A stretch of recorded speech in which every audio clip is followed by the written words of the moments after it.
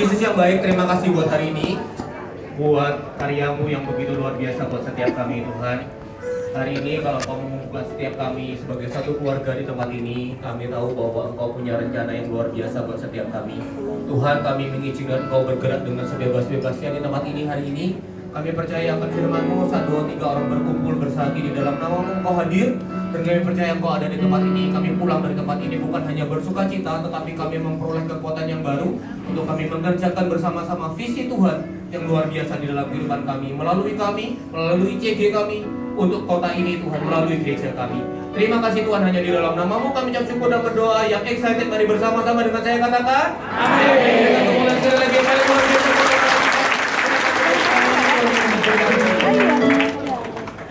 Boleh balik berdiri lagi. Katakan yang kanan kirinya, ayo puji Tuhan. Tanpa malu-malu.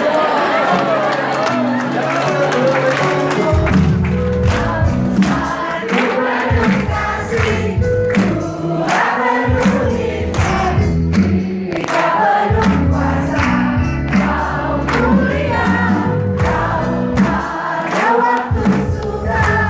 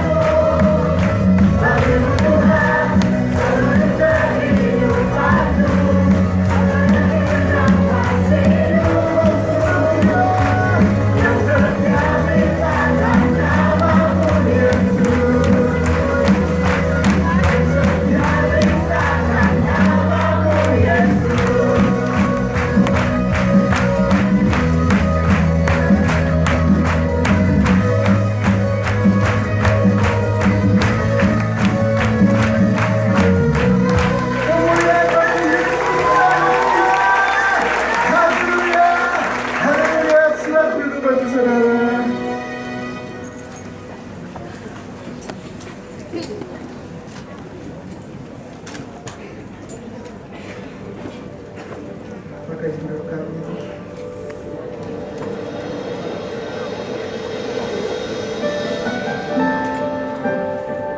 Kami melangkah maju menghabiskan firman-Mu.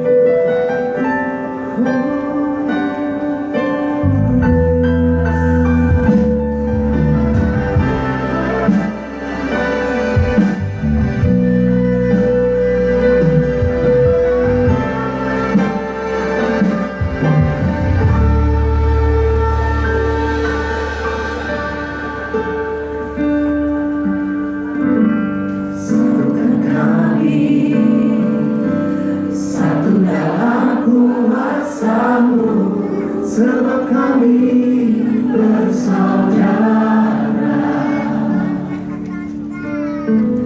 Biar kami satu, seperti Kau dan Bapa satu, dunia lihat Kau dalam kami. Satukan kami Tuhan, satukan kami, satu dalam kuasa-Mu, sebab kami bersaudara. Biar kami satu, seperti Kau dan Bapa satu, dunia lihat Kau dalam kami. Jadikan kami sehati sedikit, biar kehendak-Mu jadi untuk menyatakan rahmat-Mu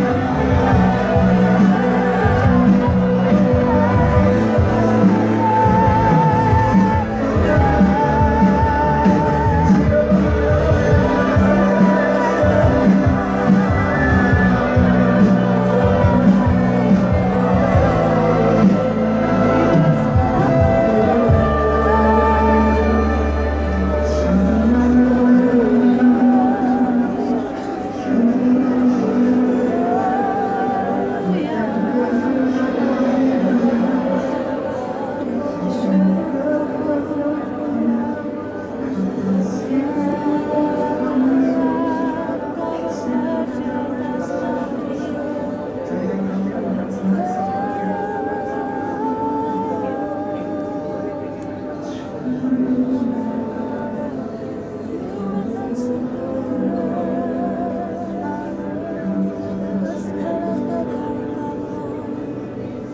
kita dengar, kita bersama-sama, kita mau bersama. Jadikan kami sehati.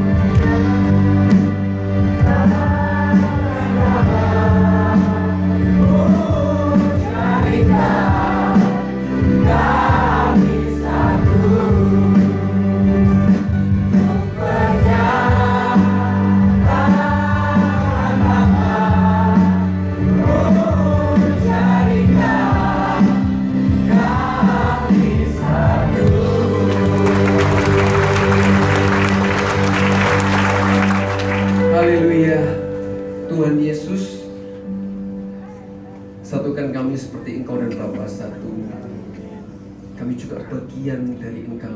Sebab gereja adalah tubuh Kristus yang terikat dan tersusun rapi, di mana Yesus Kristus sebagai kepala atas gereja. Tuhan, bawa kami masuk dalam rencana-Mu yang indah, untuk kehendak-Mu ya Tuhan, bukan kehendak kami. Untuk rahmat-Mu, untuk gereja ini. Terima kasih Tuhan, sekali lagi bawa kami masuk lebih dalam rencana-Mu, rancangan-Mu yang penuh damai sejahtera, memberikan hari depan yang penuh harapan. Bukan hanya untuk kami saja di sini, tapi untuk masih banyak orang di luar sana yang menantikan kehadiran kami, yang datang dan mengabarkan Injil, bersaksi Tuhan Yesus pakai kami. Dengan apakah kami bisa membalas kebaikan-Mu ya Tuhan, selain mempersembahkan kehidupan kami menjadi persembahan yang kudus, hidup dan berkenan kepada-Mu. Terima kasih Bapa, kami mengucap syukur, sekali lagi menyerahkan seluruh jemaat-Mu ke dalam tangan kasih-Mu. Sampaikanlah isi hati-Mu sampai kepada setiap saudara-saudariku yang juga ada di bawah di ruang overflow. Hati kami mengasihi-Mu, membara, ingin menyenangkan hati-Mu. Terima kasih Tuhan, di dalam nama Tuhan Yesus. Semua yang bersuka cita sama-sama dengan saya katakan amin. Kita sama-sama kita. Jangan lupa sebelum Anda kasih jabat tangan, atau kalau sesama pria sama pria, wanita sama wanita boleh kasih hak, ya. Haleluya. Juga masuk PAW-nya.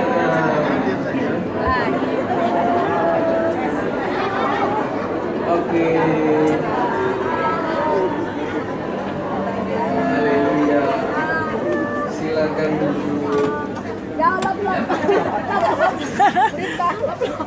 Saya berdirinya dari bawah.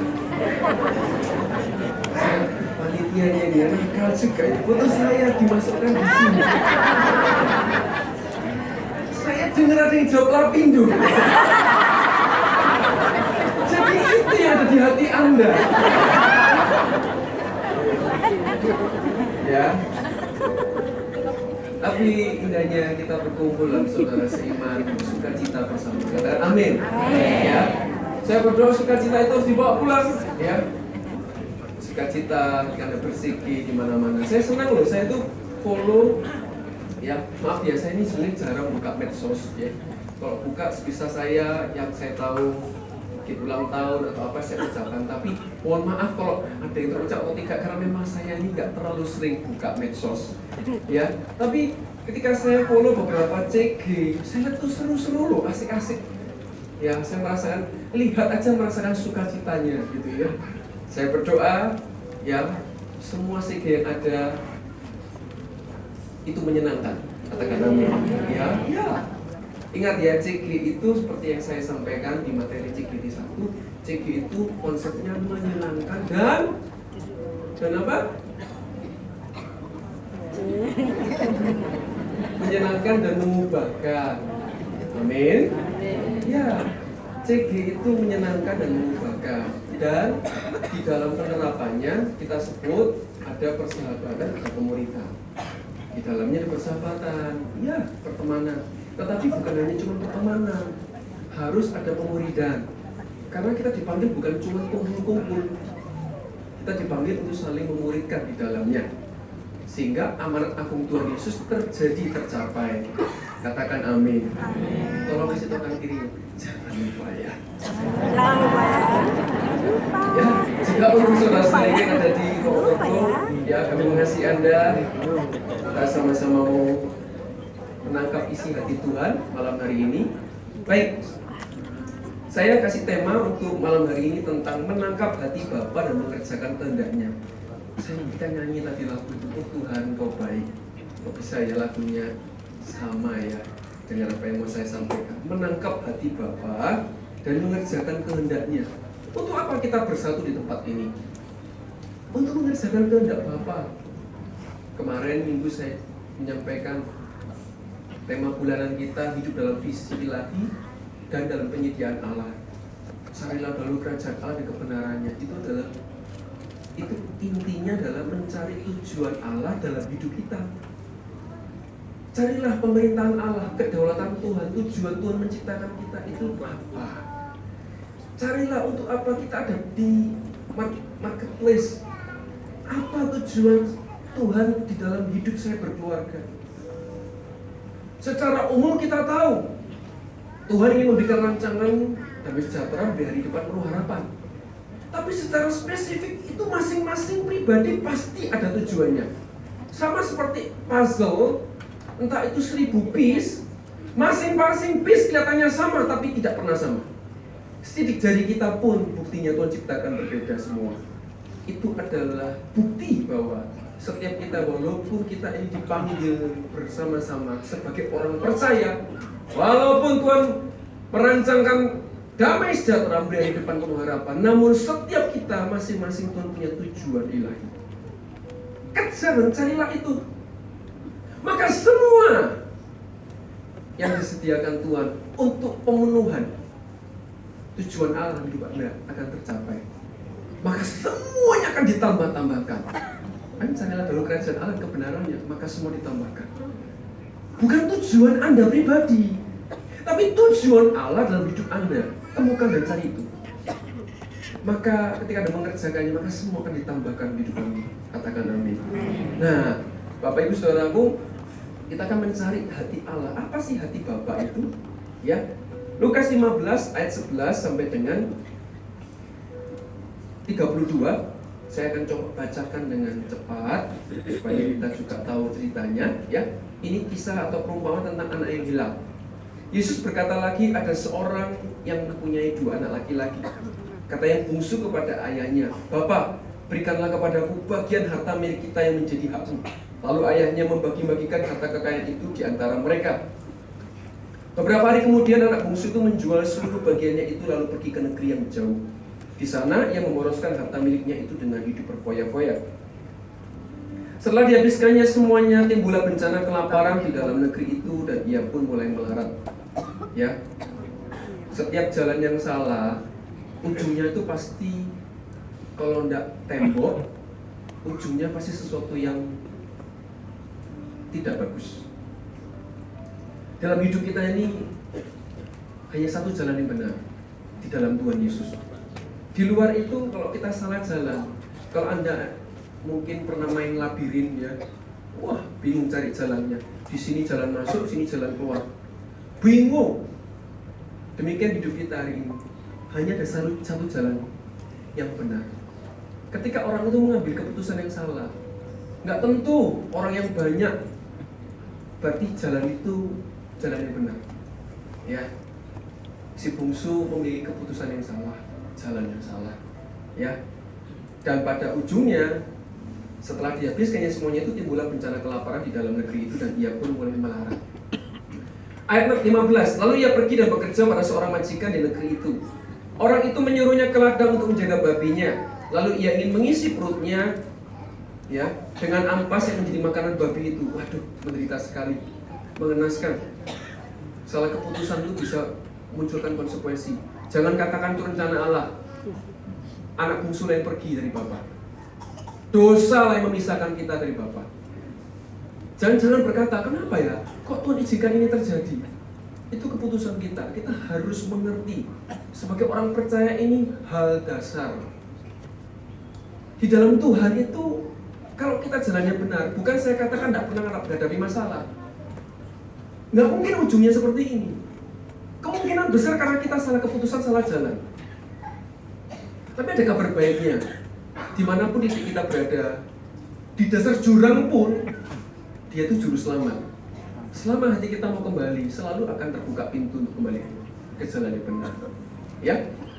Nah, tetapi tidak seorang pun yang memberikannya kepadanya. Lalu ia menyadari keadaannya. Puji Tuhan, dia bertobat, dia sadar. Sadar itu selalu menjadi pintu pertama orang akan dipulihkan. Masalahnya kalau orang belum sadar, apanya yang mau diubah? Pak, saya mau tolong ya, bawa suami saya ke gereja, ketemu alami Tuhan. Bukan nggak bisa, tapi orangnya belum sadar. Apanya yang mau diubah? Selalu pintu pertama itu harus sadar. Kita harus menyadari Makanya carilah dulu kerajaan Allah dan kebenarannya. Kalau orang tuh tidak pernah tahu dan sadar bahwa jalan yang dipilihnya salah, susah sekali untuk buat dia kembali. Kalau cuma ujung doanya itu adalah Tuhan pulihkan aku, jawab doaku, hapuskan hutangku, tapi dia tidak mengerti letak kesalahannya. Cuman pokoknya Tuhan tolong jawab doaku. Kalau belum sadar, dijawab pun, ditolong pun, nanti kan kembali di lumpur yang sama. Jadi yang menjadi pokok doa kita untuk saudara-saudari ataupun keluarga kita yang belum atau dalam masalah, Anda harus doakan ini, Tuhan buat dia sadar. Karena yang terpenting adalah dia sadar, supaya ketika dia sadar, dia bertobat, dia tidak kembali ke lubang yang sama. Tapi kalau doa kita cuma Tuhan, tolong bantu dia. Setelah dibantu tapi nggak sadar, jatuh lagi. Jadi sadar itu adalah pokok doa yang penting. Menyadari kebenaran bahwa aku salah dan ada jalan yang benar. Anda akan temukan kisah raja di kitab Daniel. Seorang raja, saya lupa, Nebukadnezar dan dia tuh sombong sekali, meninggikan dirinya. Dalam sedetik semudah itu Tuhan buat dia maaf. Dalam sejarah menyatakan dia gila. Itu raja yang ternama, besar kekuasaannya. Kalau Tuhan sudah putuskan, gila, kukunya panjang, dia seorang raja akhirnya tidur di tempat terbuka. Tapi ketika dia menyadari dan ternyata Tuhan itu Tuhan yang Maha Tinggi. Sebelumnya dia sombong, dia pikir dialah Allah. Lalu jatuhlah hukuman. Sekian waktu dia dibuat gila. Setelah itu dia sadar, dia mengaku bahwa Tuhan itu Tuhan yang benar, aku ini salah. Dalam seketika Tuhan kembalikan posisinya. Para pembesarnya datang menjemput dia kembali sebagai raja yang agung kembali. Jadi sadar itu penting. Nah, ayat 17 ya. Betapa banyaknya orang upahan Bapakku yang berlimpah-limpah makanannya. Dulu keadaanku baik, walaupun aku tidak foya-foya. Aku mengalami damai sejahtera di sisi Allah, di sisi Bapa.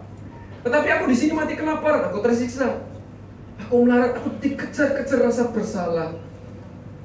Kata ayat ke-18, aku akan bangkit dan pergi kepada Bapakku. Ada sebuah keputusan. Tidak tinggal dan menanti Bapakku nggak kesini ya. Enggak. Aku yang kembali, aku yang pergi kembali kepada Bapa. Itu poinnya. Kita harus tahu batasan di mana ketika kita menolong seseorang. Tidak selalu tentu kita harus mengikuti semua keinginan. Hanya karena maaf belas kasihan, kebenaran dilanggar. Tidak begitu caranya. Segala sesuatu yang kita bangun hari ini itu di atas dasar kebenaran. Contohnya dalam parenting, sedikit saya singgung. Saya tidak takut anak saya nangis. Kalau kita karena alasan daripada dia nangis, kita kasih permen padahal masih batuk. Hanya karena takut nangis, kita tahu dia sakit, ya sudahlah nggak apa-apa deh makan kerupuk. Karena dasarnya apa? Kasihan. Tidak boleh demikian. Sekalipun Bapak melihat, tahu anaknya menderita, tapi anak itu harus bangkit kembali ke jalan yang benar. Bukan bapaknya ke sana. Anak itu harus sadar, bangkit, dan datang kembali ke jalan yang benar. Prinsip ini harus dipahami. Jangan karena kita sungkan, takut orang nanti nggak bersegel lagi, kemudian kebenaran dikorbankan. Jangan lakukan itu. Kalau orang itu nggak pernah mengerti kebenaran, hidupnya di CGA dan nggak pernah berubah, itu lebih cilaka. Tuhan akan minta pertanggungjawabannya. Kamu selama ini kenapa nggak bicara? Iya takut gimana nanti dia kuat dikit. Kamu tahu nggak selama ini DCG dia tidak bertumbuh, dia tidak mengenal aku, dia tidak mengalami buah. Kapal sudah tersedia bagi setiap pohon yang tidak berbuah, setiap dipotong dan dibuang. Apa yang kamu lakukan selama ini? Salah. Kalau kamu bicara kebenaran di dalam kasih, karena di dalam kasih ada kebenaran, dan di dalam kebenaran ada kasih. Kita tidak arogan, kita tidak eksklusif, tapi kita sampaikan hatinya. di tempat ini kami rindu semuanya bertumbuh. Kita dipanggil sebagai murid Kristus. Mari kita sama-sama. Sekalipun mungkin ada orang-orang yang tidak nyaman, tapi kalau orangnya misalnya sampai keluar sedikit dan di luar nggak mendoakan ya, doa saya keluar ketemu gereja ya, mungkin dia tertanam dengan pertumbuhan. Puji Tuhan, daripada di sini iya dan tidak, nggak jelas, nggak harus loh di DMS, tapi bertumbuh itu firman Allah, dimuridkan itu kebenaran. Tolong jangan tawar. Saya bilang begini, tolong ditangkap hatinya ya.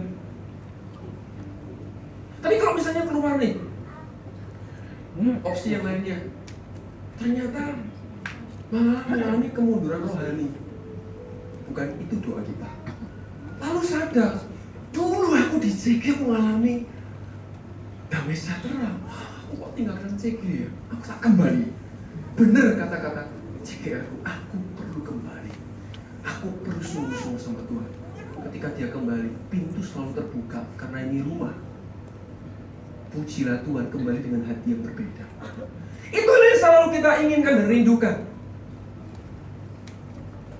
Jadi bukan bapak yang ke sana, karena di jalan itu salah. Anak yang kembali ke jalan yang benar. Katakan amin. Ya. Nah, aku akan bangkit dan pergi kepada bapakku dan berkata kepadanya, Bapa, aku telah berdosa terhadap surga dan terhadap Bapa. Aku tidak layak lagi disebutkan anak Bapa. Jadikanlah aku sebagai salah seorang upahan Bapa. Salah satu tanda pertobatan yang sejati adalah orang itu tidak akan menuntut. Orang itu akan sadar diri dan malah menggunakan kesempatan yang Tuhan beri untuk hidup melayani Tuhan. Itu adalah tanda pertobatan yang sejati. Orang itu tidak akan sok-sokan dan masih keras hati, tapi orang itu akan bisa bilang apapun yang saya disuruh melayani, saya akan. Nah, itu tanda pertobatan. Itu pun gereja tidak akan buru-buru kasih jabatan, karena terpenting itu kedewasaan. Ada seorang naik sama saya, kok, aku boleh nggak dilayani dalam mungkin pemberkatan atau apa, atau pemberkatan penubuhan dikarai dan lain sebagainya. Boleh nggak, Bu? Boleh, tapi tunggu dulu ya. Berkati orang tuh mudah, tumbang tangan tuh mudah. Pertanggungjawaban kita sama Tuhan itu yang tidak mudah. Kamu harus bertumbuh dulu, karena kami ingin pastikan kamu tidak mengulangi kesalahan yang sama.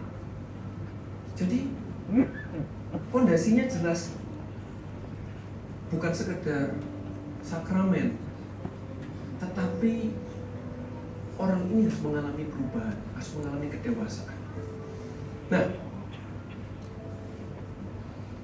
ayat 20, maka bangkitlah ia dan pergi kepada bapaknya. Puji Tuhan, bukan cuma di pikiran, bukan cuma di hati, tapi ada action. Ketika ia masih jauh, ayah telah melihatnya. Karena ayahnya hatinya selalu ada di sana. Lalu tergeraklah hatinya oleh belas kasihan. Disinilah letak mulai tangan Allah terulur. Satu langkah Anda akan disusul oleh 9 langkah dari Tuhan. Tuhan tidak berlama-lama. Ketika Tuhan melihat hati kita sungguh-sungguh berubah, Tuhan akan menyongsong kita dan memulihkan kita. Ayahnya itu berlari mendapatkan dia. Perhatikan ini, berlari. Tuhan itu bukan Allah yang berlambat-lambat. Tuhan tidak suka menunda-nunda. Tidak pernah. Kenapa kok terkesan belum ditolong? Mungkinkah kita belum benar-benar bangkit dan pergi kepada Bapa? Kalau Tuhan sudah melihat kesungguhan kita, ketahuilah, Bapa itu berlari. Dia tidak akan berlama-lama. Nah, lalu ayahnya berlari mendapatkan dia, lalu merangkul dan mencium dia. Kata anak itu kepadanya, Bapa, aku telah berdosa terhadap surga dan terhadap Bapa. Bagus sekali ayat ini. Dia sadar dia berdosa kepada Tuhan dan berdosa kepada sesamanya, yaitu orang tuanya. Dan aku tidak layak lagi disebut anak Bapa. Tetapi ayah itu berkata kepada hamba-hambanya, lekaslah bawa kemari jubah yang terbaik, pakaikanlah itu kepadanya, dan kenakanlah cincin itu pada jarinya dan sepatu pada kakinya. Statusnya langsung diubah. Dari yang tamu, miskin, terhina, tertolak, status kita langsung jadi anak Bapa. Cincin, sepatu, jubah, pakaian itu status. Bapak tidak akan biarkan anaknya jadi gembel lama-lama. Ketemu Bapak, status berubah. Jadi ketika kita kembali kepada Tuhan, yang pertama Tuhan ubah itu bukan ekonomi, status. Supaya apa? Supaya tidak ada lagi mencemooh Anda. Supaya iblis tidak lagi mengintimidasi, mendakwa dan menarik mujur. Tuhan tidak akan dijahat. Statusmu anak. Dosamu sudah diampuni. Jangan merasa terintimidasi lagi. Itu hal yang pertama Tuhan ubah. Nah, dan ambillah anak lembu tambun itu, sembelihlah ia dan marilah kita makan dan bersukacita. Bukankah ini mengenapi ayat satu orang bertobat seisi surga bersukacita? Ini menggambarkan betapa Bapa itu sangat bersukacita. Sebab anakku ini telah mati dan menjadi hidup kembali. Kenapa telah mati? Karena memang sebelumnya harusnya ujungnya itu maut, harusnya itu neraka. Tapi dia hidup kembali. Dia kembali kepada jalan yang benar. Ia telah hilang dan didapat kembali. Maka mulailah mereka bersukaria. Tetapi anaknya yang sulung berada di ladang, dan ketika ia pulang dan dekat rumah, ia mendengar bunyi seruling dan nyanyian tari-tarian. Lalu ia memanggil salah seorang hamba dan bertanya kepadanya, apa arti semuanya itu? Jawab hamba itu, adikmu telah kembali dan ayahmu telah menyembelih anak lembu tambun, karena ia telah mendapatnya kembali dengan sehat. Maka marahlah anak sulung itu dan ia tidak mau masuk.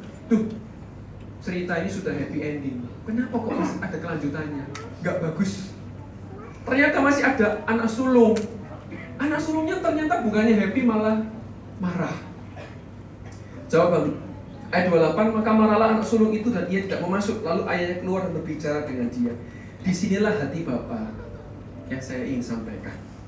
Tetapi ia menjawab ayahnya, katanya, telah bertahun-tahun aku telah melayani ayah Bapa dan belum pernah aku melanggar perintah Bapa, tetapi kepadaku belum pernah Bapa memberikan seekor anak kambing untuk bersukacita dengan sahabat-sahabatku. Tetapi baru saja datang anak Bapa yang telah memboroskan harta kekayaan Bapa bersama-sama dengan pelacur-pelacur, maka Bapa menyembelih anak lembu tambun itu untuk dia.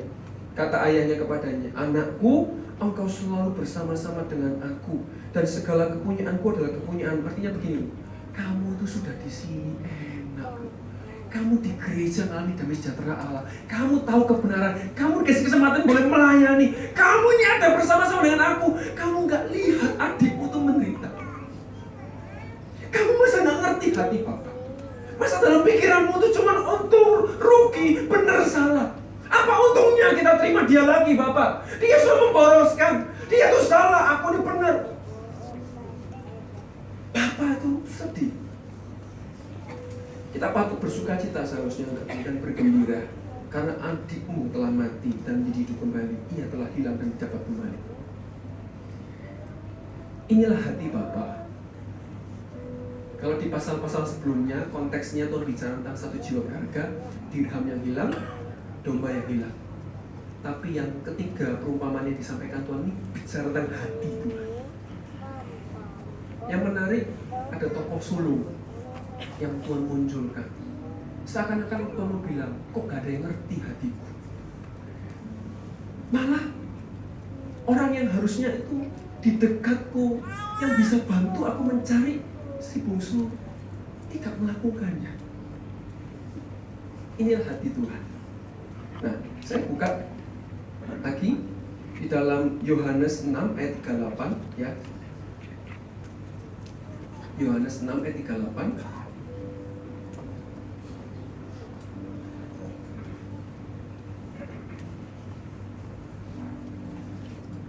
Sebab aku telah turun dari surga bukan untuk melakukan kehendakku, kata Yesus, tetapi untuk melakukan kehendak Dia yang telah mengutus aku. Ya.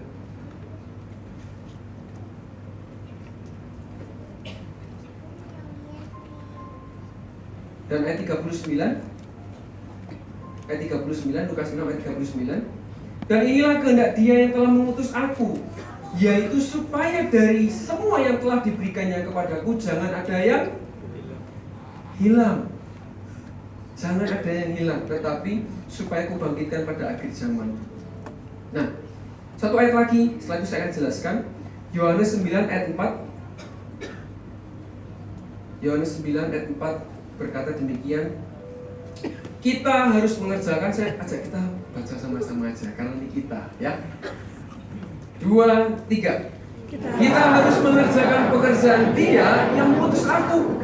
Selama masih siang akan datang malam, di mana tidak ada seorang pun yang dapat bekerja. Katakan amin.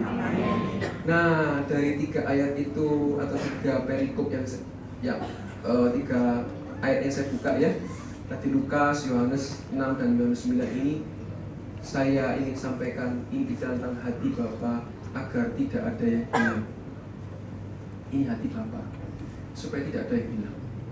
Yesus berkata, kita harus, bukan Dia, kita selama masih siang, selama masih ada kesempatan. Siang itu waktunya orang kerja, malam itu waktunya orang istirahat.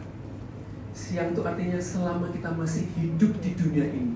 Karena bagi Paulus, bagiku hidup adalah memberi buah. Hidup Kristus, mati adalah keuntungan. Kalau aku harus hidup, itu artinya aku harus memberi buah. Aku harus melakukan sesuatu.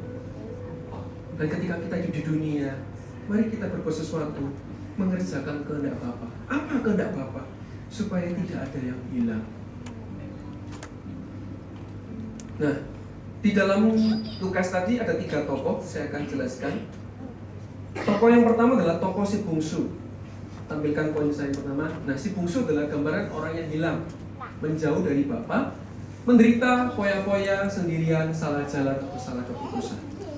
Itu gambaran si bungsu.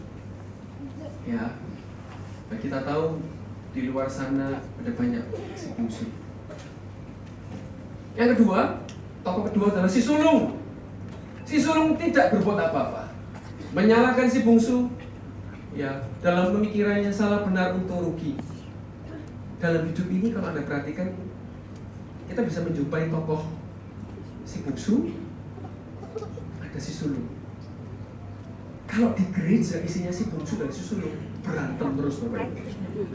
Benar ya? Yang satu bikin masalah, yang satu nggak mau ngalah. Kamu tuh mesti kok. Si bungsu buat masalah, si sulung nggak mau ngalah. Di rumah kalau begitu, wah berantakan. Di perusahaan kayak begitu juga berantakan. Tapi puji Tuhan ada tokoh yang ketiga, siapa? Bapa. Bapa adalah gambaran tokoh yang mengasihi dan menantikan penghulunya. Dan Anda dan saya dipanggil sebagai anak-anak damai.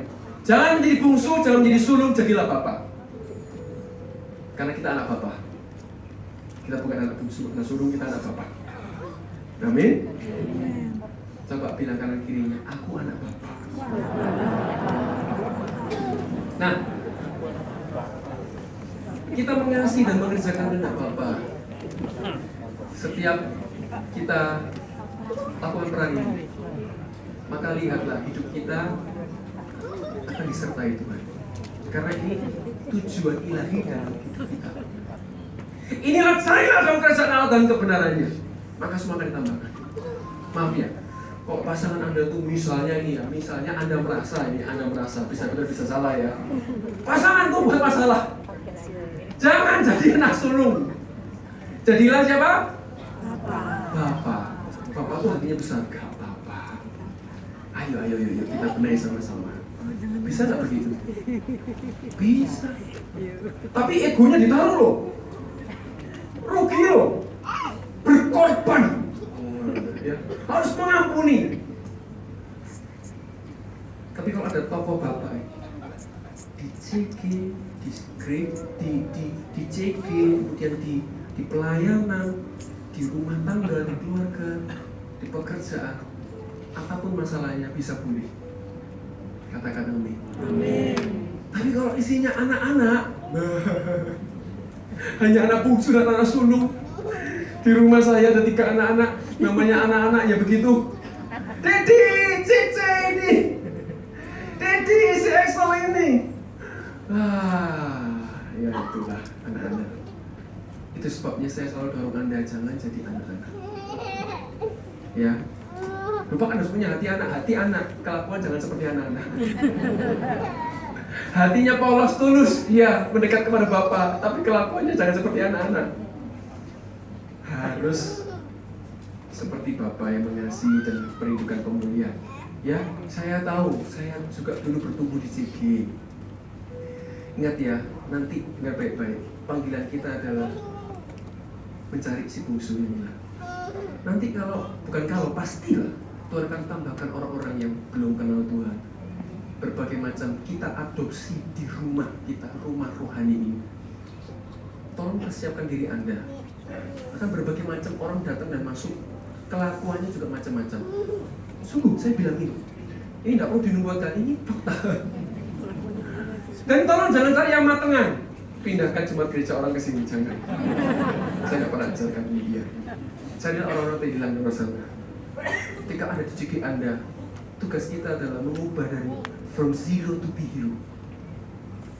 Saya dapat WA dari seorang leader, coach. Pak David, dikirimin foto. Bapak ingat, Bapak Ibu ini pernah konseling tahun lalu 2024. Hari ini sudah disponsor. Wow, puji Tuhan. Pak David, lihat yang dibaptis Bapak hari ini sudah daftar Asia. Aduh, puji Tuhan. Kemarin saya konseling ketemu dengan seseorang. Berapa bulan lalu saya ketemu cuma 3 kali. Pertemuan pertama, kedua, dan ketiga. Setiap ketemu itu jedanya 1 bulan dan 2 bulan. Karena itu memang treatment konseling. Dari yang secara secara spirit orang-orang luar bilang aura, kalau kita bilang spirit ya, itu awalnya itu sudah berat bawa masalah. Terakhir kemarin ketemu ketiga, wih beda kinclong. Sungguhan Bapak Ibu, istri saya juga lihat, kok beda ya. Hari ini sudah jadi sponsor Bapak Ibu, kasih tepuk tangan. Itu sukacita yang besar. Segala capek, segala mungkin semua yang dilakukan semua terbayarkan. Melihat perubahan hidup orang. Amin Bapak Ibu. Nah, mari kita sama-sama mengerjakan hari ini kehendak Bapak ini. Anda dan saya dipanggil. Nah, hari ini kita merayakan ada sekian ratus orang ya yang naik level menjadi sponsor, menjadi murid Yesus. Kasih tepuk tangan Allah kita. Nah, saya akan jelaskan peran kita ya. Sekali lagi kita semua dipanggil untuk mengerjakan ini ya. Kita dipanggil sebagai saudara seiman untuk mengambil tanggung jawab bagi saudaranya yang terhilang atau belum ditemukan. Ya. Nggak selalu harus yang dulu di gereja terus keluar, tidak. Yang belum ditemukan. Itu juga menjadi salah satu kuncinya. Dan nggak perlu hari ini kita label diri kita, saya orang tua rohani orang ini. Panggil saya Papa, nggak usah Bapak Ibu. Tolong nggak usah begitu. Panggil saya Mama, nggak usah. Kenapa? Nanti ada eksesnya. Ekses itu ada celahnya. Yang satu merasa orang tua rohani kemudian menyuruh-nyuruh hal-hal yang enggak. Ya kan, aku orang tua rohanimu, kamu harus nurut. Ya. Yang satu lebih bahaya lagi, yang jadi anak rohani. Kan kamu anak orang tua rohaniku, minta uang saku. Wah, repot begini. Minta uang sekolah anak-anak, kan kamu tak panggil Mama, Papa, Dedi, Mami, nggak usah ya. Kita dipanggil sebagai saudara seiman. Saya katakan dipanggil sebagai saudara seiman. Ya. Kalau di istilah kita leader, ya bos. Kita nggak lebih hebat, tidak, tapi kita lebih dulu hari ini sudah di dalamnya. Mari kita hari ini peduli kepada orang-orang sekitar kita. Sebagai saudara seiman, pikul tanggung jawab ini. Katakan amin. Nah, saya akan sampaikan sebentar, sebelum next slide, saya ingin kita baca bersama-sama dan kita aminkan, kita sama-sama hari ini mengerjakannya. Ini hati Bapa. Ya. Kita baca bersama, juga ada yang di ruang overflow. Kita baca bersama, 2, 3. Kita dipanggil sebagai saudara seiman yang mengambil tanggung jawab bagi saudaranya yang terhilang atau belum ditemukan. Katakan amin. Ya, inilah hati Bapa, inilah yang harus kita kerjakan. Nah, sekarang saya jelaskan sedikit peran-peran di level-level kepemimpinan, dimulai dari sponsor. Tolong tampilkan peran sponsor. Yang pertama, sangat mudah Bapak Ibu, Anda yang jadi sponsor. Peran sponsor itu salah satunya untuk member ya. Nanti kan setiap sponsor itu kan masing-masing ada member yang dipercayakan 1-3, biasanya nggak lebih dari 3 biasanya. Kecuali Anda super power, Anda dirasa mampu mungkin ya, bisa banyak ya. Tapi idealnya 1-3.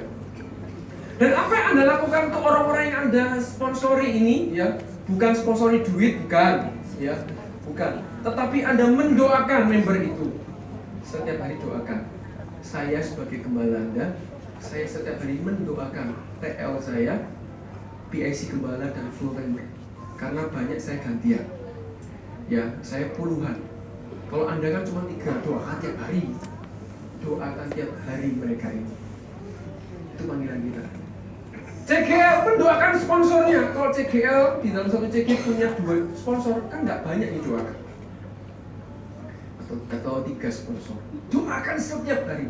Doakan pergumulannya, doakan kehidupannya, kerohaniannya, atau apapun, pemakaian Tuhan dan lain sebagainya. Sehingga kita dikenal sebagai gereja yang tersusun rapi karena semua saling mendoakan, saling melayani. Amin. Amin. Ya, Anda yang baru tahu, oh gitu ya Pak ya, berarti belum pernah mendoakan. Coach, doakan CGL Anda. Ya, kalau coach pernah ke CGL, berarti mendoakan diri sendiri enggak? Enggak ya, ya harus ada seseorang yang mendoakan. PL mendoakan para coachnya. Jadi kita semua itu berperan sampai di level saya juga mendoakan. Saya pun didoakan oleh Pastor B. Indah ya, tersusun rapi. Kita ini satu tubuh Kristus. Semua tidak ada yang terlepas. Jadi gampang jadi sponsor itu mendoakan member VIP, kemudian mendampingi dan mengarahkan untuk ikut CG, ibadah dan MSG. 1. Mudah atau sulit? Masa sulit sih Bapak Ibu? Doa, kemudian mengarahkan atau mendampingi, ikut MSG 1, ibadah, CG.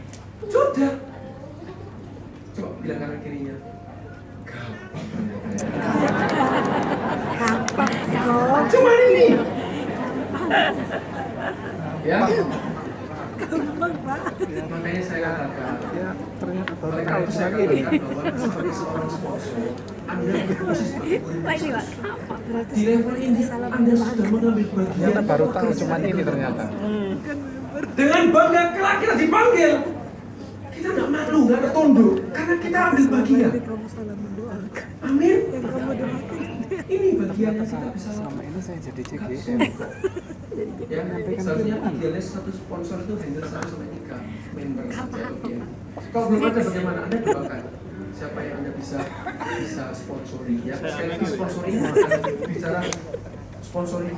Aku gini, Pak, saya sponsor berarti saya ingin sponsori snack setiap minggu, bukan begitu. Itu keliru, nggak begitu. Definisi nggak begitu ya. Kalau masalah snack itu silakan lagi diatur di jadwal. Member pun juga harus diatur, ya bergiliran. Dan harusnya tidak harus makanan berat. Ya, jangan memberatkan. Tujuan kita bukan memberatkan. Ya, tolong diatur yang baik. Saya tahu ada orang yang murah hati, punya kerinduan tuh kalau makan tuh harus makan besar, 7 macam dan sebagainya. Ya dilihat momennya aja ya. Kalau Anda mungkin ya ada seri 25 tahun sekali nggak apa-apa lah kalau itu ya. Atau momen apa ulang tahun ya silakan. Tapi jangan sampai memberatkan. Ya, baik. Yang kedua, CGL. Ya, nah ini CGL.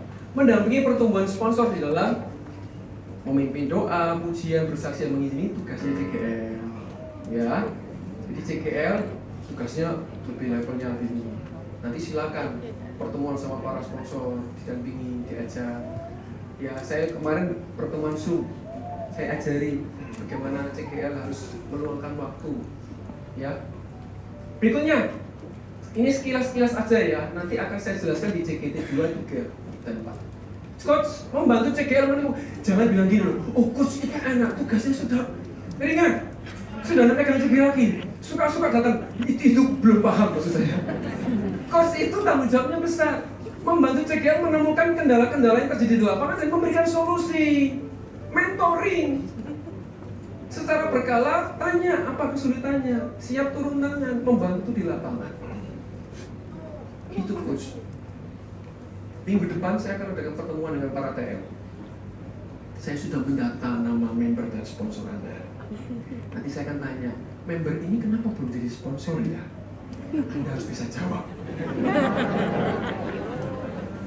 Satu domba itu berharga. Kita harus bertanggung jawab. Harus bisa jawab. Oh ya member ini.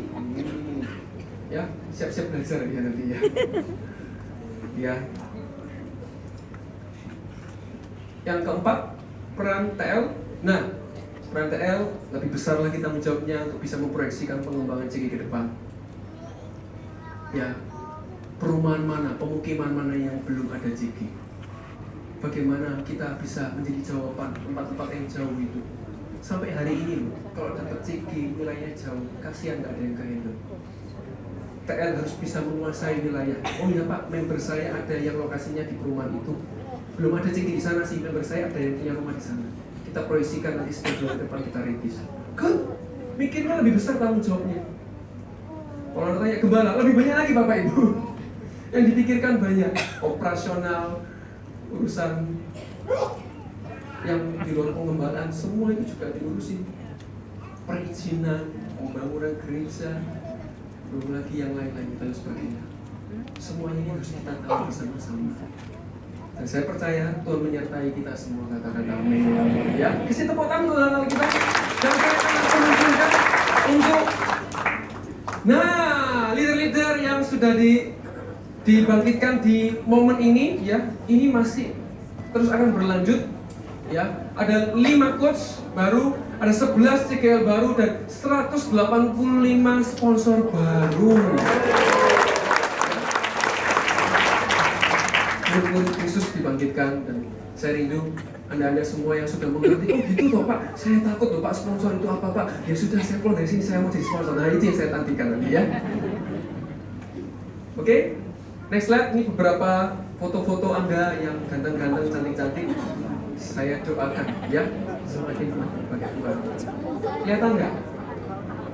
Tangkap dengan iman aja ya.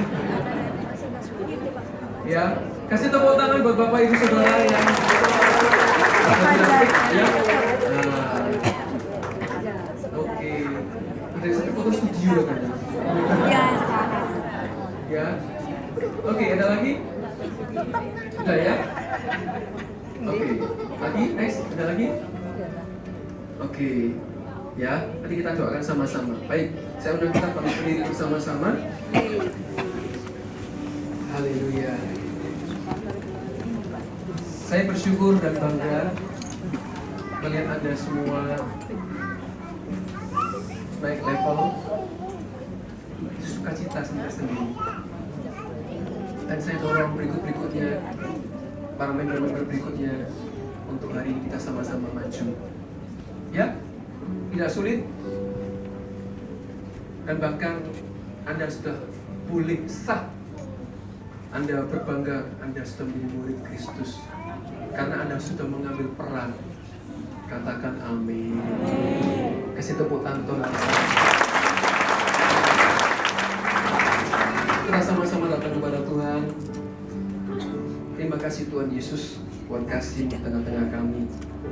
Malam hari ini kami merayakan setiap anak-anak Tuhan yang menangkap hati Tuhan dan mengerjakannya. Engkau yang memampukan kami. Kami mencari dulu kerajaan Allah dan kebenaran.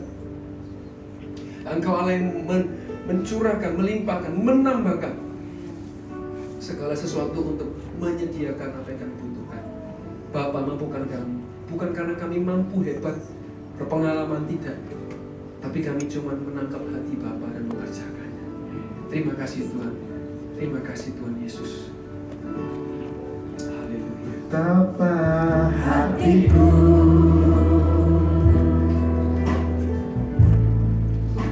berterima kasih Yesus, Kau mengasihiku,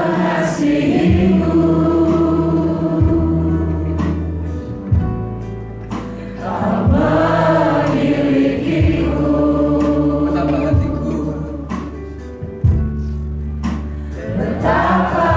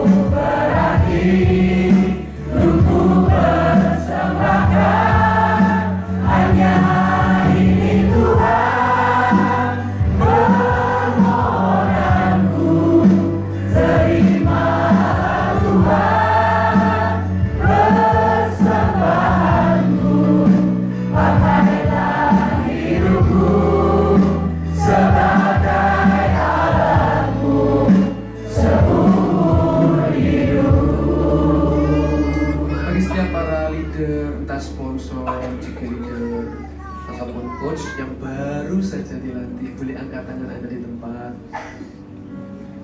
Saya tidak akan undang ke depan, mungkin tidak cukup tempatnya. Angkat tangan ke depan, angkat tangan kananmu, taruh tangan kirimu di dada. Dan orang ini sekelilingnya tolong arahkan tangan. Ya, kalau Anda sesama pria, sesama wanita, boleh Anda tempelkan di pundak saudara atau saudari Anda seiman. Ya, kita sama-sama doakan. Tuhan Yesus, Engkau yang menapiskan kami. Urapi kami dengan urapan-Mu dan kuasa-Mu. Sekali lagi, kami dilantik dan dipercaya. Mampukan kami hari ini untuk kami berfungsi di dalam tugas pelayanan kami. Sebagai murid Kristus, setiap peran itu penting. Anda dipanggil bukan seperti anak sulung yang tidak mau, tetapi sebagai anak Bapa.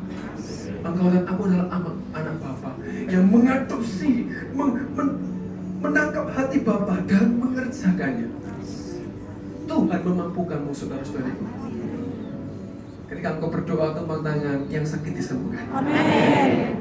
Ketika engkau berdoa untuk orang yang berbapa berat, mereka akan beroleh kelegaan. Amin. Engkau akan dipakai kemana kakimu melangkah, ada kerala atau memberitakan Injil.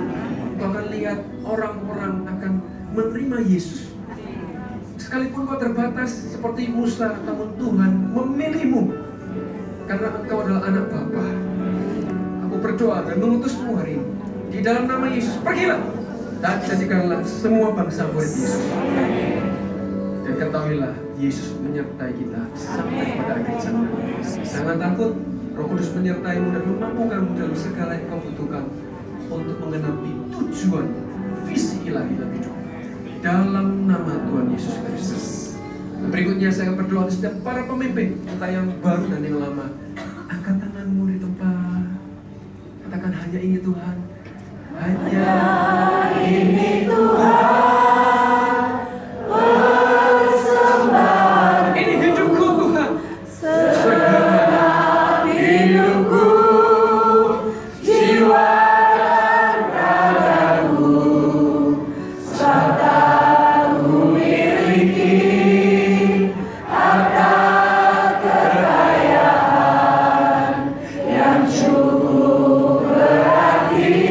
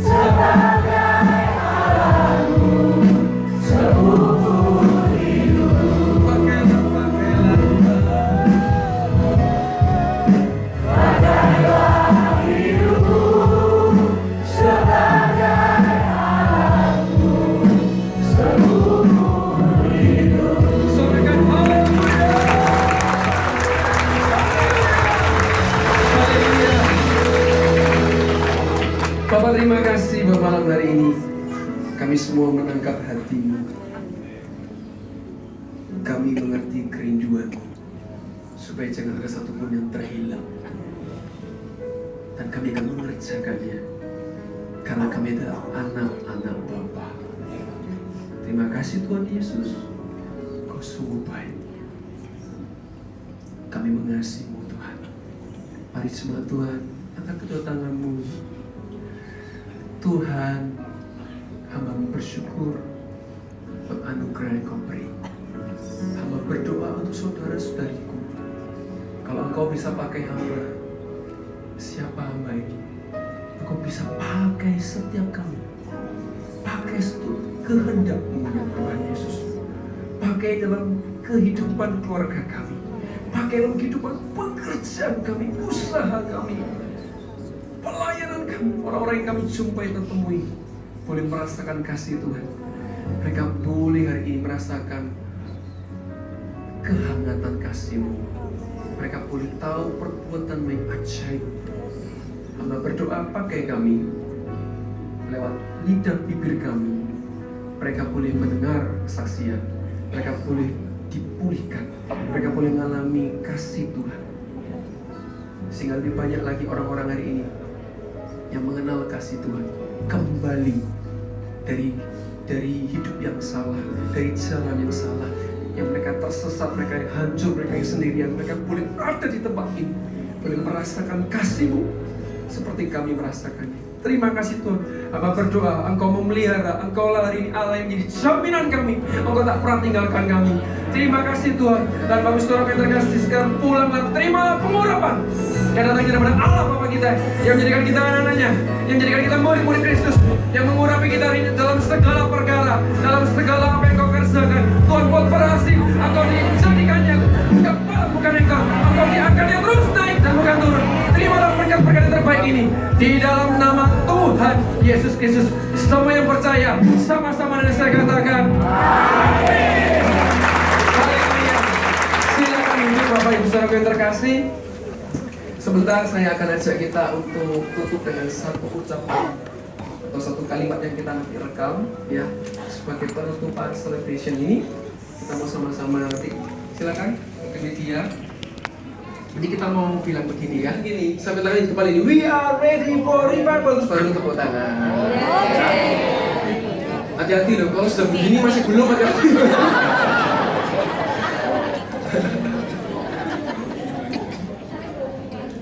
GMS Sidoarjo, we are ready for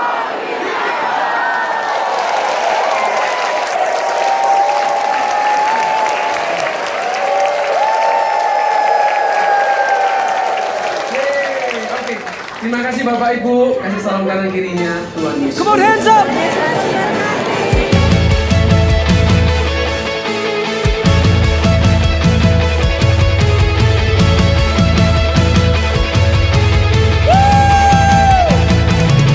Let's go!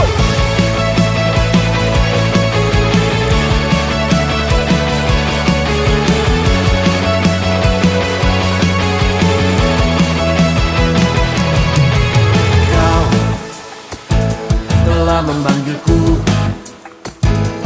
untuk menjadi alat kerajaan-Mu. Ku mau melangkah maju, sebab Roh Kuduslah yang memampukanku. Mari semuanya, come on! Ku mau beritakan sampai seluruh dunia tahu, Yesuslah Tuhan atas segala bangsa. Pakailah Tuhan seluruh kehidupanku, untuk ciptakan kebesaran-Mu, perbuatan-Mu. Bagimu Tuhan segenap masa mudaku, sampai akhir nafas hidupku, kan setia beritakan nama-Mu Yesus.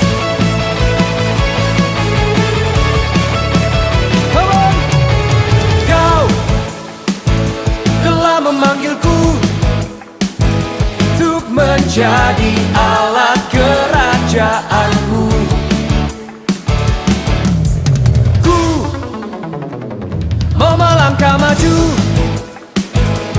sebab Roh Kuduslah yang memampukanku. Kami mau beritakan, ku mau beritakan sampai seluruh dunia tahu Yesuslah Tuhan. Are you ready? One, two, go! Pakailah Tuhan seluruh kehidupanku, untuk ciptakan kebesaran-Mu, perbuatan-Mu. Bagimu Tuhan segenap masa mudaku, sampai akhir nafas hidupku. Kan setia beritakan nama-Mu Yesus. Mari semua kita angkat kedua tangan kita. Biarlah ini menjadi doa kami ya Tuhan. Di masa muda kami minta Engkau pakai kami. Berikan sorak-sorai buat Yesus kita. Haleluya.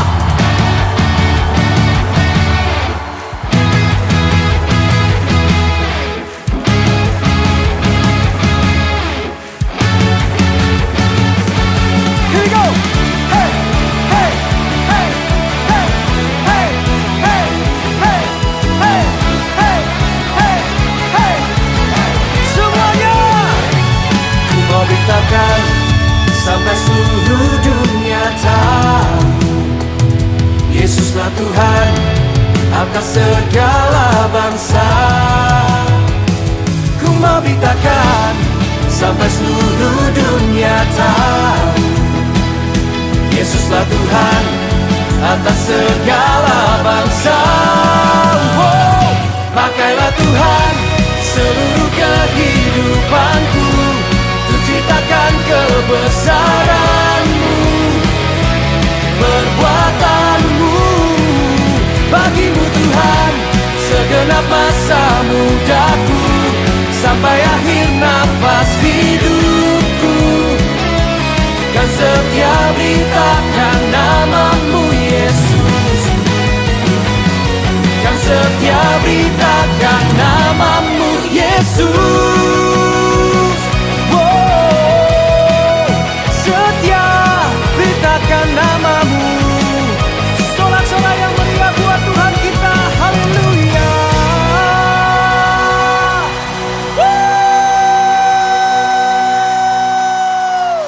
Lebih meriah lagi buat Yesus, come on.